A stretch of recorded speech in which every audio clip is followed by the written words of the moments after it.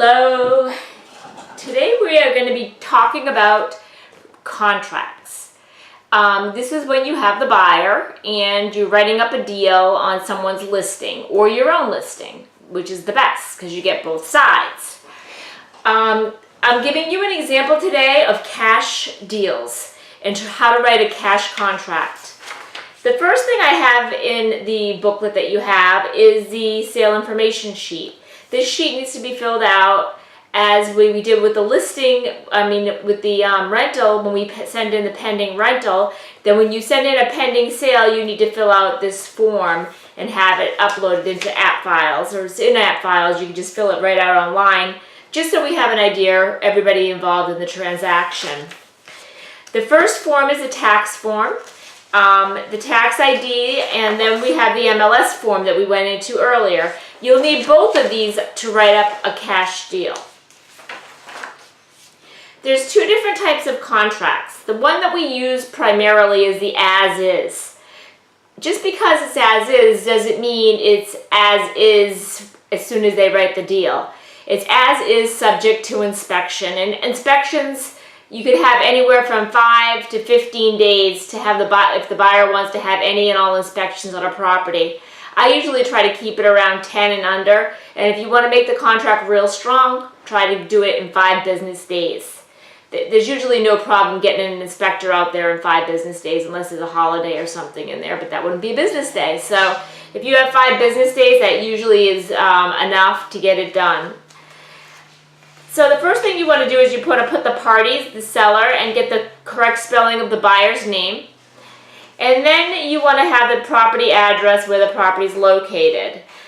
On this one, they're going to be excluding the dining room fixture, as we discussed that in the listing. We had that excluded, so we wanted to make sure that that matches. Now the contract, like I told you, supersedes the listing contract. So whatever's in this contract is what it's going to go on. So if you don't have a washer and dryer in the listing contract and then they ask for it in the sales contract, guess what? You're leaving a washer and dryer. So really be careful and that you check all the property, exactly what's going to be staying. If there's anything excluded, that you let them know. The offer is for $480. The amount of deposit is $10,000. Now you can either get that immediately to accompany the offer, or you can have that made after the offer is accepted. There's 2 blocks, and you can check either one of those. And then it's 3 days if from the effective date that money needs to be in. If the money is not in, you are to notify the other agent immediately in writing, as well as notify me and any other parties that are involved in the transaction. You're never responsible for the monies unless you didn't report. If it goes a month and you never reported that $10,000 not being in, then you're responsible for that money. And that's something that the Real Estate Commission is going to look at you for. You're not responsible for the money, you're responsible for notification when the money is not in. For additional deposit, on this kind of a deal, I have an additional $30,000. And so we put down $30,000, and so that should be delivered within 10 days.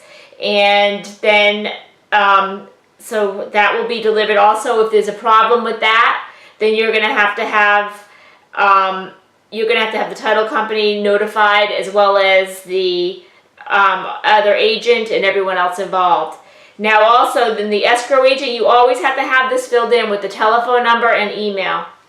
It's very important that you have that done, because it's imperative that if that isn't filled in, that's a violation. So that needs to be filled in so all parties can be notified. Like I said, you have to notify.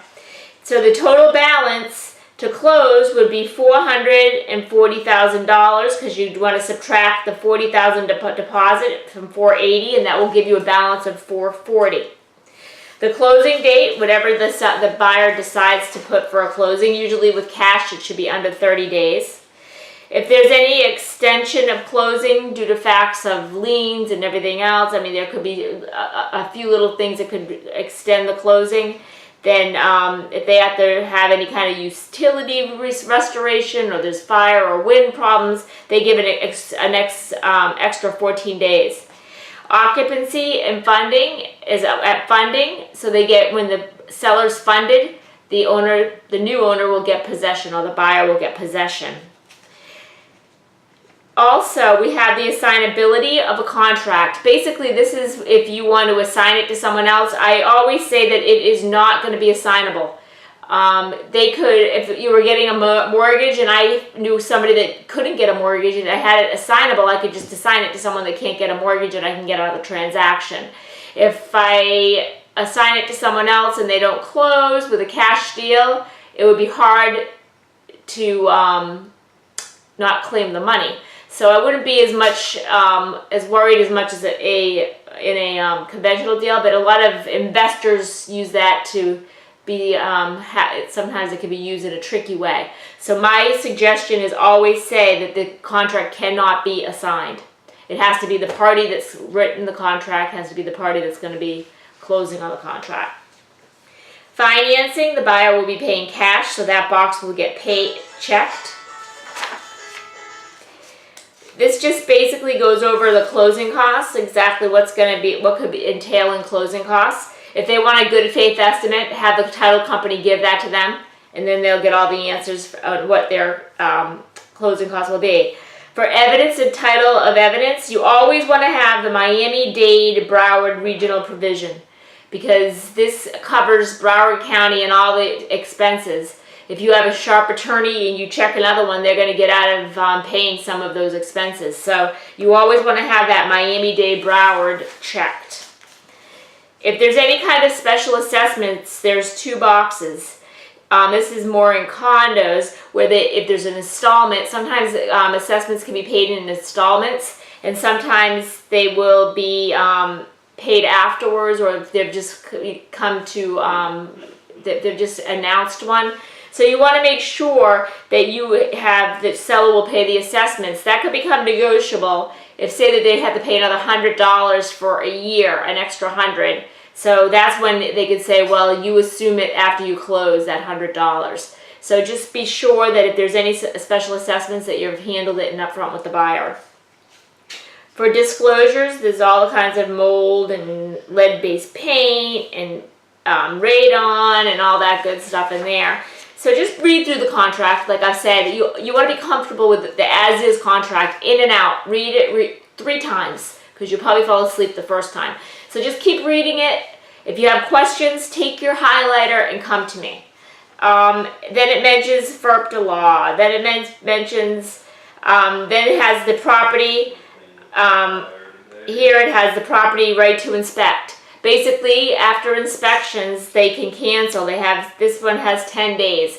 They can have any and all inspections. If the buyer doesn't feel comfortable, they can cancel, or they can ask for a credit, or they can ask the seller to repair things. So even though that it's not spelled out in this contract about repair clauses, then this basically, they would still have the right to get out of the contract. So that's there. So after that 10 days, they're full cash, no getting out. It's all released, so they have to be in.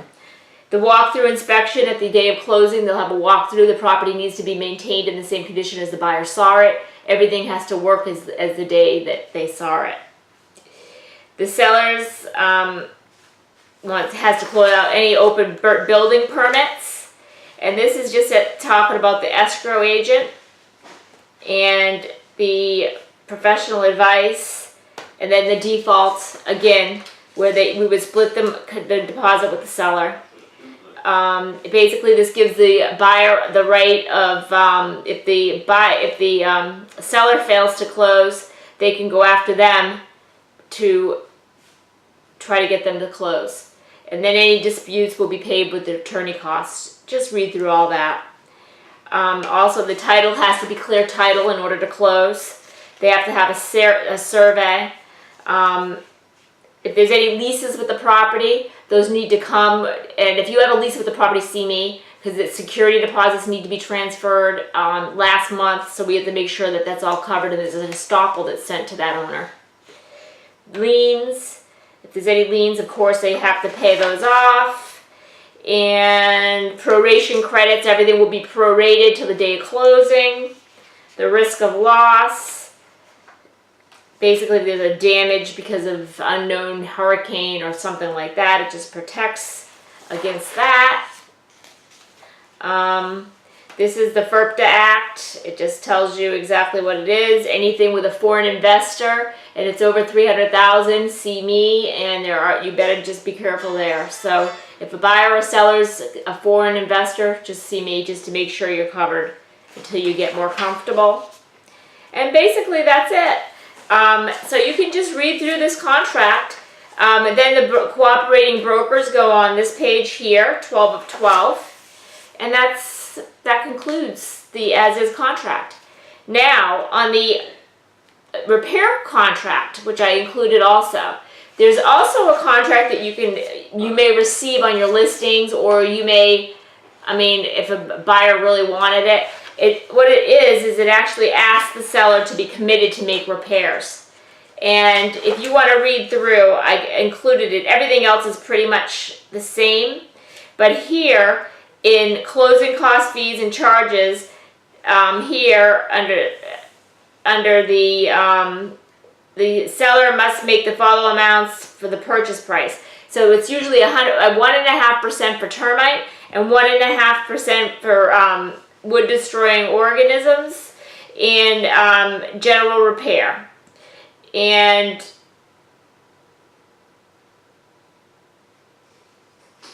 and 1.5 for expired building permits.